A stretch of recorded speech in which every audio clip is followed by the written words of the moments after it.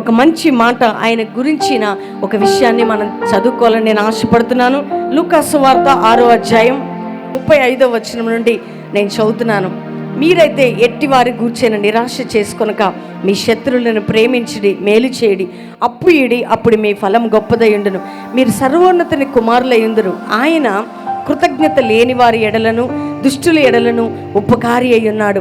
కాబట్టి మీ తండ్రి కనికరం గలవాడై ఉన్నట్లు మీరును కనికరం గలవారై ఉండుడి. చూడండి, నువ్వు నమ్ముకునే దేవుడు ఎవరు, ఆయనలో ఉన్న క్వాలిటీస్ మీకు చెప్తున్నాను దేవుని బిడ్డలారా. ఆయనట దుష్టుల ఎడలను, అంతేకాక మరి కొంత కృతజ్ఞత లేని వారి ఎడలను ఉపకారి అయి ఉన్న దేవుడట. అవునండి, నీతిమంతుల మీద అనీతిమంతుల మీద వర్షాన్ని కుమ్మరింపజేస్తున్న దేవుడు, అంతేకాక సూర్యుడిని ఉదయింపజేస్తున్న దేవుడు, ప్రేమలో పక్షపాతం లేని దేవుడు యేసయ్య.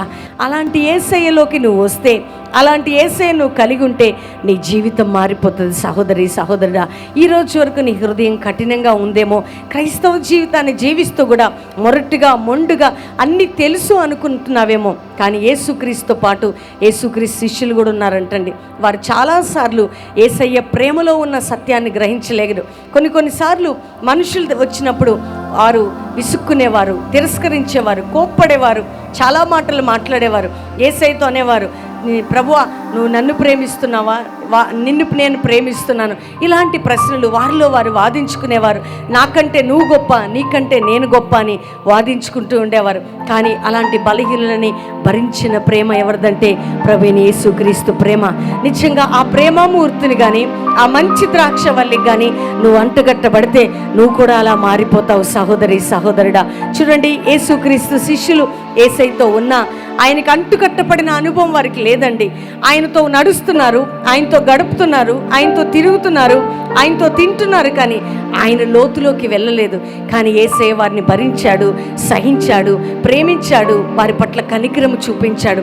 కానీ ఎప్పుడైతే యేసయ్యతో వారు అంటుగట్టపడ్డారో వారు ఎలా మారిపోయారంటే యేసయ్యలాగా మారిపోయారు. దేవుని బిడ్డలారా, ఈ రాత్రి నిన్ను చూసిన వారు అంటున్నారు, ఫలానా వ్యక్తి చాలా మూర్ఖుడండి, అతడు ఇలాంటి వ్యక్తి, ఆమె ఇలాంటి వ్యక్తి అని ప్రజలు నీ గురించి సాక్ష్యం ఇస్తున్నారా? నీ కుటుంబ పరిస్థితులు బాగలేక అందరూ నిన్ను చిన్నచూపు చూస్తున్నారా? ఎవరు నిన్ను పట్టించుకోవట్లేదమ్మా. ఈ రాత్రి నీకు శుభవార్త. నువ్వు ఎవరి యొద్దకు వెళ్తున్నావు? నీ బాధలు చెప్పుకోవడానికి, నీ కష్టాలు చెప్పుకోవడానికి ఎవరి యొద్దకు వెళ్తున్నావు? ఈ లోకముకి నీ జీవితాన్ని ఎవరి యొద్దకు వెళ్ళి అప్పగించుకున్నా నీకు మేలైనది ఏదీ లేదు.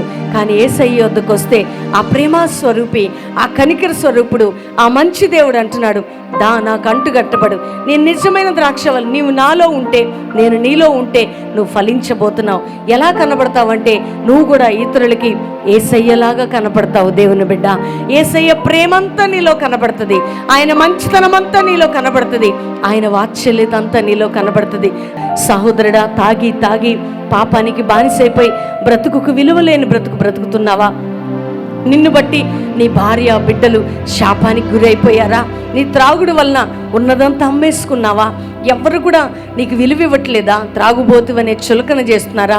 ఒకవేళ డబ్బుతో ఒకవేళ నష్టపోయి అప్పుల పాలైపోయి ఉంటే నీకు తినటానికి తిండి, కట్టుకోవటానికి బట్టలు లేకపోతే ఎవరు నీ వద్దకు రావట్లేదా?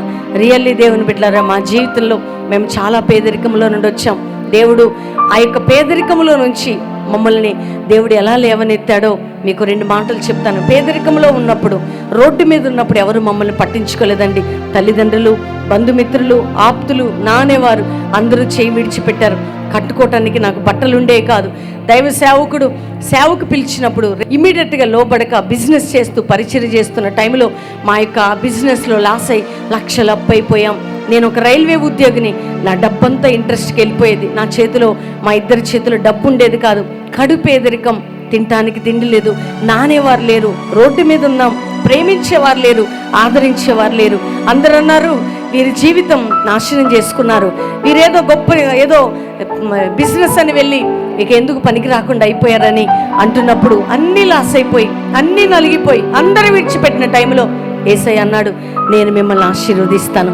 రియల్లీ దేవుని బిడ్డలారా, మా జీవితం ఇక పతనం అయిపోతున్న టైంలో, చావుకు దగ్గరైన టైంలో యేసయ్య మాతో మాట్లాడి ఆయన నీరుగానే నా సేవ చేస్తే దేశం యొక్క ఉన్నత స్థలంలో మిమ్మల్ని నేను తీసుకెళ్తాను అన్నాడు. దేవుని బిడ్డలారా, రియల్లీ అండి, నిజంగా ఆయన సేవ చేసేవారు కావాలి, ఆయనకి ఆయన స్వారూప్యం కలిగిన బిడ్డలు కావాలండి, ఆయన ప్రేమను పంచేవారు కావాలి, ఆయనని వారిలో నుంచి చూపించేవారు కావాలి. దేవుని బిడ్డలారా, అందుకనే మాకు పేదరికం తెలుసు, ఆర్థిక పరిస్థితి తెలుసు, అప్పు ఏంటో తెలుసు, పిల్లలు లేకపోవడం ఏంటో తెలుసు, నిందలేంటో తెలుసు, అవమానం ఏంటో తెలుసు. కాబట్టి ప్రజలు మా దగ్గరకు వచ్చినప్పుడు మేము కనికరపడి ప్రార్థన చేస్తాం. మీ తండ్రి కనికరము గలవాడై ఉన్నట్లు మీరును కనికరము గలవారై ఉండి అని దేవుని వాక్యం చెప్తుంది. నువ్వు ఇతరులను చూసి కనికరపడాలంటే, నువ్వు ఇతరుల పట్ల జాలిగా ప్రవర్తించాలంటే, ఆయన ప్రేమలో లోతులోకి వెళ్ళాలి అంటే నువ్వు మంచి ద్రాక్షవల్లి అయిన యేసయ్యకి అంటకట్టబడినప్పుడే ఈ యొక్క మార్పు నీ జీవితంలో జరుగుతుంది. ఏ దీన స్థితిలో ఉన్నావో, ఏ బంధకాల్లో నువ్వు ఉన్నావో నాకు తెలియదు, కానీ ఈ రాత్రి నీకు శుభవార్త, దేవుడు నిన్ను లేవనెత్తబోతున్నాడు. ఒకవేళ డాక్టర్స్ దగ్గరికి వెళ్ళి తిరిగి అలసిపోయినప్పుడు డాక్టర్స్ అన్నారా నువ్వు బ్రతకవని చెప్పారా? ఒకవేళ నీ వ్యాధికి ఆపరేషన్ చేయాలన్నారా? డబ్బు లేదా నీ దగ్గర? డాక్టర్స్ ఒకవేళ నీ చేయి వదిలినా యేసయ్య నీ చేయి వదలడండి. ఆయన కనికరం కలిగిన దేవుడు. ఈ రాత్రి ఎందుకంటే బైబిల్ గ్రంథంలో ఒక స్త్రీ ఉంది, ఆమె అనేక మంది వైద్యుల దగ్గరికి వెళ్ళిందట, చాలా తిప్పలు పడినట్టు లేఖనంలో రాయబడి ఉంటుంది.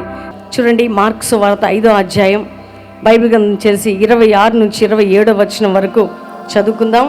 12 ఏళ్ల నుండి రక్తస్రావ రోగము కలిగిన యొక్క స్త్రీ ఉండెను. 12 సంవత్సరాల నుండట. చూడండి, భయంకరమైనటువంటి ఒక వ్యాధి కానీ ఒక వ్యక్తికి వస్తే వారి దగ్గర చాలా స్మెల్ వస్తుందండి, ఒకలాంటి మురుగు వాసన. మీరు క్యాన్సర్ రోగి దగ్గరికి వెళ్ళండి, వాసన వస్తుంది. ఎయిడ్స్ రోగి దగ్గరికి వెళ్ళండి, వాసన వస్తుంది. రక్తస్రావం కలిగిన వారి దగ్గరికి వెళ్ళండి, వాసన వస్తుంది. ఎలాంటి వ్యాధికైనా ఒకలాంటి వాసన, వారి వాసన భరించాలి. అంతేకాక వారు ఎవరి దగ్గరికి వెళ్ళలేరు, వారి రోగాన్ని బట్టి వారి శరీరం కృషించిపోతుంటుంది. ఆ వ్యాధి ఎముకలని, కీళ్ళని, నరాలని బలహీనపరుస్తుందండి.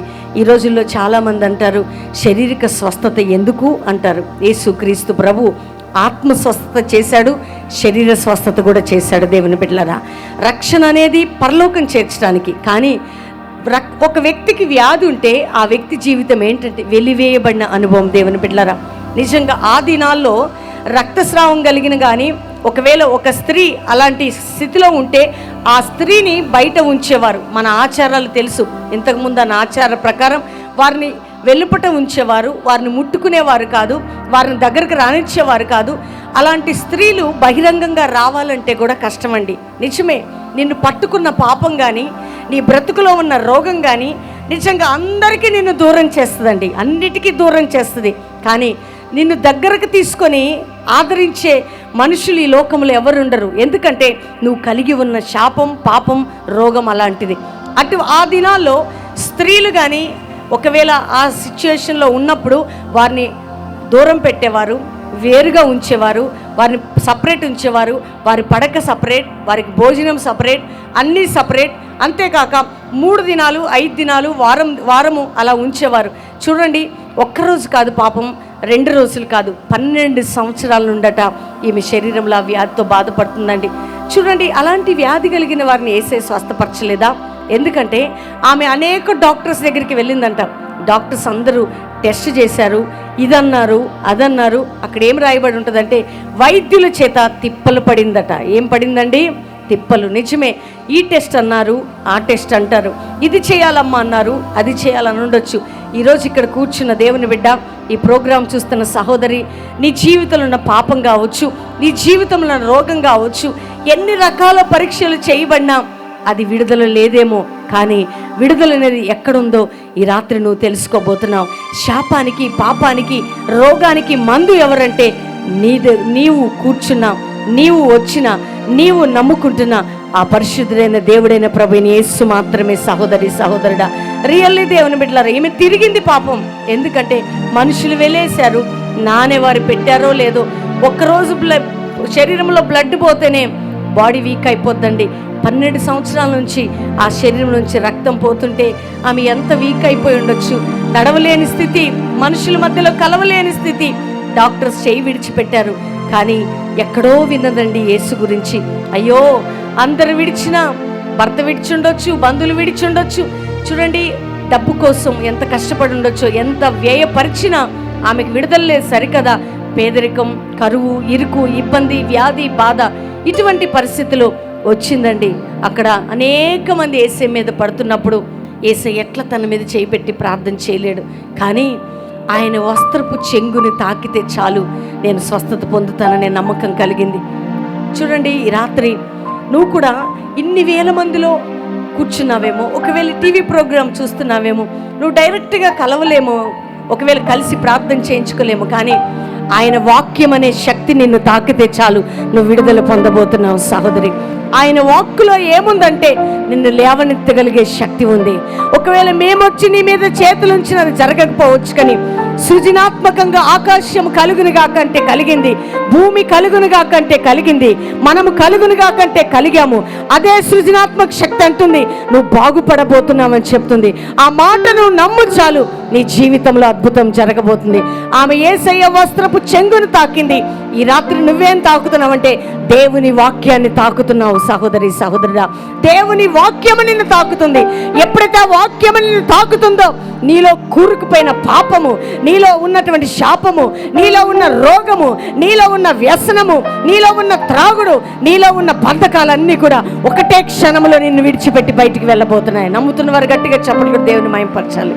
చూడండి, అప్పటి వరకు కూడా ఆ రక్తం ఆ బాడీలో నుంచి బయటికి వెళ్ళిపోతూనే ఉందంటండి. ఆ వాసనతో, సిగ్గుతో, బలహీనతతో, ప్రజల మధ్యలోకి వెళ్ళలేని స్థితిలో ఎంతో కష్టపడండి. నిజంగా ఆ వస్త్రపు చెంగుని తాకగానే రక్తధార కట్టిందంట. దేవుని బిడ్డలారా, వాక్యం వెల్లడి తోడనే నీ జీవితంలో ఆయన వాక్కు వెల్లడవుతుండగానే దేవుడు నీ జీవితంలో అద్భుతం చేయబోతున్నాడు. ఆయన వస్త్రములో ఏ శక్తి ఉందో ఆయన వాక్కులో కూడా అదే శక్తి ఉంది సహోదరి. ఆయన మాట చాలు, ఆయన చూపు చాలు, ఆయన శక్తి చాలు, ఆయన అనాయింటింగ్ చాలు, ఆయన ప్రభావం చాలు ఈ రాత్రి నిన్ను లేవనెత్తడానికి. నా ప్రియ సహోదరి, సహోదరుడా, ఎందుకు అలసిపోయిన స్థితిలో నువ్వు అనుకుంటున్నావు? అలసి అలసి ఈ రక్తస్రావం కలిగిన స్త్రీ వచ్చినట్లు వచ్చావా? అలసి అలసి అయ్యో ఇక ఎవరు అందరి దగ్గరికి వెళ్ళాను, తిరిగి వచ్చాను, ఇక విడుదల లేదు అనుకుంటున్నావా? నీకంటూ నిరీక్షణ లేదా అమ్మా? 23 సంవత్సరాల నుంచి పిల్లలు లేని స్థితిలో ఉన్నావా? ఒకవేళ ఏజ్ అయిపోతుంది, నాకు పిల్లలు పుట్టరు అనుకుంటున్నావా? డాక్టర్ దగ్గరికి వెళ్ళి ఎన్ని రకాల పరీక్షలు చేయించుకున్నా నీ గర్భంలో ఏముందో వారు చెప్పలేకపోతున్నారా? గర్భంలో ఇక నీకు పిల్లలు పుట్టరని నిర్ధారణ చేశారా? కానీ రాత్రి వాక్యం చెప్తుంది ఆయన లేని వాటిని ఉన్నవాటిగా చేసే దేవుడని. తప్పకుండా ఆయన వాక్కుని నమ్ము.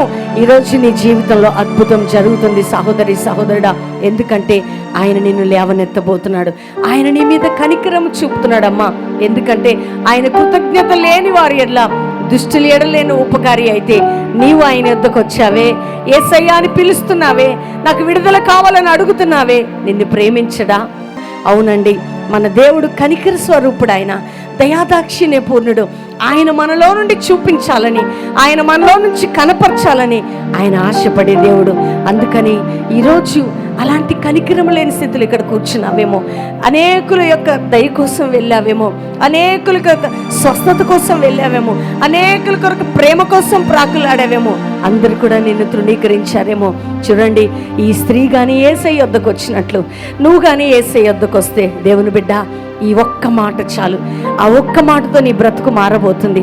ఒక్క ప్రేమ కలిగిన యేసయ్య స్వరంలో ఉన్న ఆ శక్తి ఏంటంటే ఆయన నీ జీవితాన్ని తాకబోతున్నాడు. సహోదరి, దుఃఖంతో ఉన్నావా? రోగిగా ఉన్నావా? వ్యాధిగ్రస్తుడిగా ఉన్నావా? బంధకాల్లో ఉన్నావా? పాపానికి బానిసైపోయి ఉన్నావా? మందిరానికి దూరం అయిపోయావా? సేవకునికి దూరం అయిపోయా? సంఘాన్ని విడిచిపెట్టి తప్పిపోయిన గొర్రెలాగా తిరుగుతున్నావా? అయితే ఈ రాత్రి ఎలాంటి వ్యక్తివైనా కానీ ఈ రాత్రి నా యేసయ్య అంటున్నాడు, నిన్ను విడవడట, ఆయన నిన్ను ఎడబాయడట, నిన్ను పేరు పెట్టి పిలిచినడు దేవుడు, నిన్ను విడవడట, నిన్ను ప్రేమిస్తున్నాడు. కాబట్టి మరోసారి ఏమంటున్నాడంటే, నేను నీతో పాటు ఉన్న దేవుడను అంటున్నాడు. చూడు, ఈరోజు ఈ సభ ఎందుకో తెలుసా? నిన్ను ప్రేమించడానికే. చూడండి, యేసుక్రీస్తు దగ్గరికి మూర్ఖులు వచ్చారు, దొంగలు వచ్చారు, ద్రోహులు వచ్చారు, హంతకులు వచ్చారు, వ్యభిచారులు వచ్చారు, రోగులు వచ్చారు, పాపులు వచ్చారు, అందరినీ ప్రేమించాడండి యేసయ్య. క్రైస్తవ బిడ్డలారా, క్రీస్తుని ఎరిగిన దేవుని బిడ్డలారా, దేవుని సేవకులారా, మనకేం తెలుసో తెలియదో కానీ, మనం ఒకవేళ వాక్యంలో నారి తేరిన పండితులమేమో కానీ, వాక్య జ్ఞానం ఉండొచ్చు, పరిశుద్ధ జ్ఞానం ఉండొచ్చు, కానీ నాకు నీకు ఉండవలసింది ఏంటంటే ఆ సర్వోన్నతమైన దేవుని ప్రేమ మన జీవితాల్లో ఉండాలి. అంతేకాక ఆ ప్రేమనే సర్వోన్నతమైన ఆ ప్రేమ మార్గంలో నడవాలండి. అది ఎప్పుడు మనకు కలుగుతుందంటే ఆయనతో అంటుకట్టబడి ఉన్నప్పుడే. చూడు, ద్రాక్షవల్లి అయిన నాతో మీరు అంటుకట్టబడితే మీరు ఎలా ఉంటారంటే ఫలిస్తారట. నాకు స్నేహితులై ఉంటారని యోహాను సువార్త 15వ అధ్యాయంలో రాయబడి ఉంటుందండి. నిన్నెవ్వరు స్నేహితులని పిలవట్లేదా? అయ్యో నీకు ఫలింపు లేదా? నువ్వు శాపములో ఉన్నావా? ఈ రాత్రి యేసయ్య అంటున్నాడు, నిన్ను ఫలించే కొమ్మగా ఆయన లేవనెత్తాలని ఆశపడుతున్నాడు. ఒకవేళ క్రీస్తు బయట ఉన్నావేమో దేవుని బిడ్డ, క్రీస్తుకు దూరంగా ఉన్నావేమో, ఈ రాత్రి నీకు శుభవార్త. మంచి ద్రాక్షవల్లి. ఆ ద్రాక్షవల్లి ఏంటంటే కారు ద్రాక్షలు కాయదండి. ఆ ద్రాక్షలు పుల్లగా ఉండవు, ఆ ద్రాక్షలు స్వీట్లెస్ ఉండవు. యేసయ్యలోకి వచ్చిన వారు స్వీట్గా సాఫ్ట్గా మార్చబడతారు. దేవుని బిడ్డలారా, ఎంతమందికి ఈ రాత్రి యేసయ్యతో అంటుకట్టబడితే ఆ స్వీట్ నేచర్, ఆ సాఫ్ట్ నేచర్, ఆ మృదుత్వము, ఆ ప్రేమ, ఆ కనికరము, ఆ వాత్సల్యత, ఆ మంచితనం అంతా నీలో నుంచి యేసయ్య బయటికి తీసుకొని రావాలని ఆశపడుతున్నాడు. ఎక్కడ మూర్ఖుడిగా ఉన్నావో, ఎక్కడ త్రాగుబోతుగా ఉన్నావో, ఎక్కడ దుష్టుడిగా ఉన్నావో, ఎక్కడ పాపిగా ఉన్నావో, అక్కడి నుంచి ఆయన ప్రేమను నీలో నుంచి చూపించాలని ఆశపడుతున్నాడు. ఎందుకంటే పౌలు సౌలుగా ఉన్నప్పుడు మూర్ఖతను అగపరిచిన వ్యక్తి అండి. భయంకరమైనటువంటి దౌర్భాగ్యము జీవితాన్ని జీవిస్తూ క్రైస్తవులను హింసాత్మకంగా చంపిన వ్యక్తి. ఎప్పుడైతే మంచి ద్రాక్షవల్లి అయిన యేసయ్య ప్రత్యక్ష దొరికిందో ఆయన మనసు మారిపోయింది, రూపు మారిపోయింది, జీవితం మారిపోయింది. ఆ కరుకుదనానికి, ఆ కరటుదనానికి మృదుత్వం వచ్చేసింది. అవును దేవుని బిడ్డ, ఈరోజు మొరటిగా ఉన్నావా? నువ్వు జ్ఞానివని అనుకుంటున్నావేమో, నీకు అన్నీ తెలుసు అనుకుంటున్నావేమో, కానీ ప్రేమ లేని వాడైతే నువ్వు వ్యర్థుడివే అని బైబిల్ చెప్తుంది. అందుకని వరములు కలిగున్నా, అన్నీ కలిగున్నా మన జీవితంలో ఏం కలిగి ఉండాలంటే యేసయ్య ప్రేమ కలిగి ఉండాలి. ఏం కలిగి ఉండాలి అందరం చెప్దాం. ఎందుకంటే నిన్ను వలె నీ పొరుగువాన్ని ప్రేమించే ప్రేమ.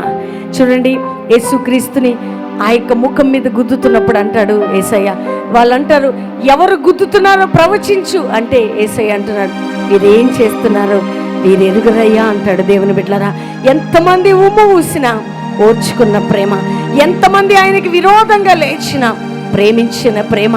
అందుకే దుష్టుల ఎడల ఆయన ఉపకారండి, కృతజ్ఞత లేని వారి ఎడల కూడా ఉపకారే.